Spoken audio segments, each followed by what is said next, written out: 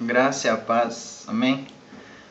Carlos, eu aceitei o seu desafio e estou aqui para trazer uma palavra para colaborar com esse movimento Não Me Vergonhe do Evangelho.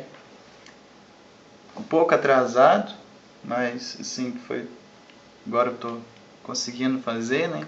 Então eu queria falar sobre o Evangelho de João, capítulo 5, versículo 17, que diz assim: Disse Jesus, meu Pai continua trabalhando até hoje e eu também estou trabalhando. O que eu entendo, por essa passagem? Eu entendo o seguinte: Deus, ele tem uma obra, ele está fazendo uma obra sobre essa terra. Ele usa eu, usa você, usa nós. Ele vai usar os homens. Ele instituiu aos homens levar esse evangelho, levar as boas novas dele, a fazer conhecido o nome dele. E para isso ele coloca, ele tem uma forma de trabalhar.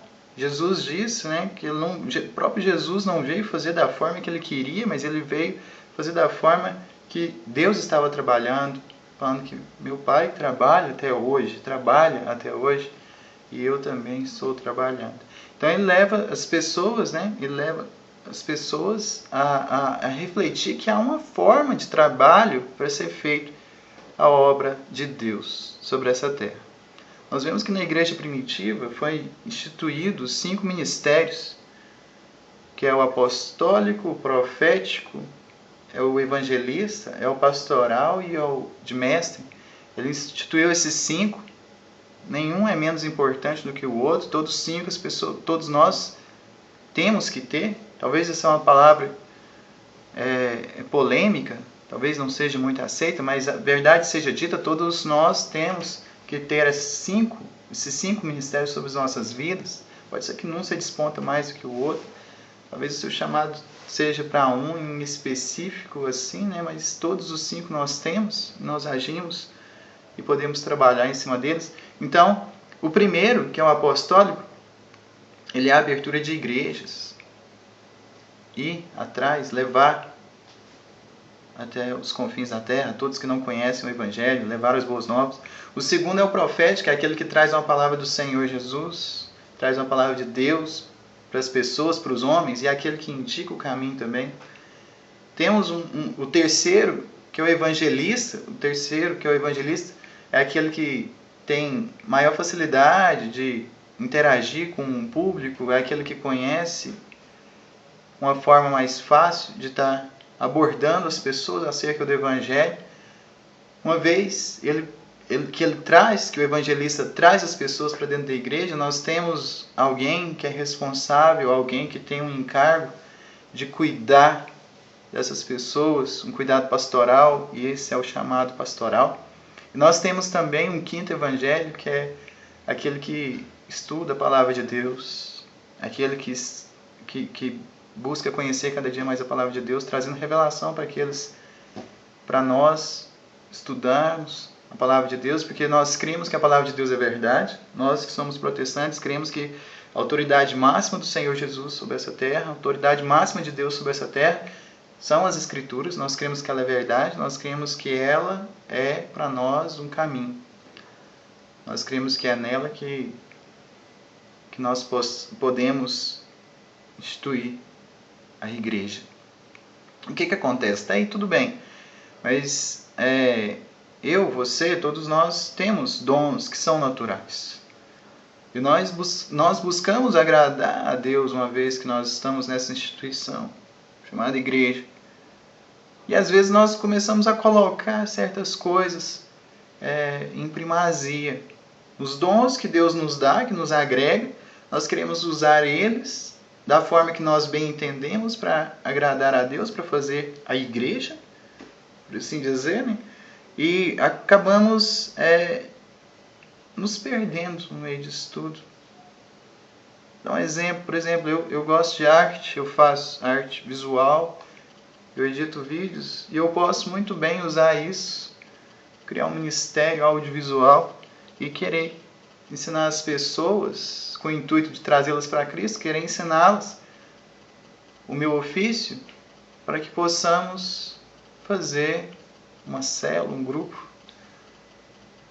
Nada de errado eu expressar o Senhor, até É certo isso? Eu querer expressar o Senhor com excelência no que eu faço, procurando cada dia mais e usar as ferramentas também para levar o Evangelho, mas eu não posso substituir os ministérios primários da forma que Deus trabalha, porque Deus, Ele trabalha.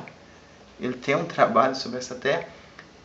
Então, qualquer que seja o dom que Deus te dá, a gente não tem que colocar como primazia e usar isso como base para gerar discípulos.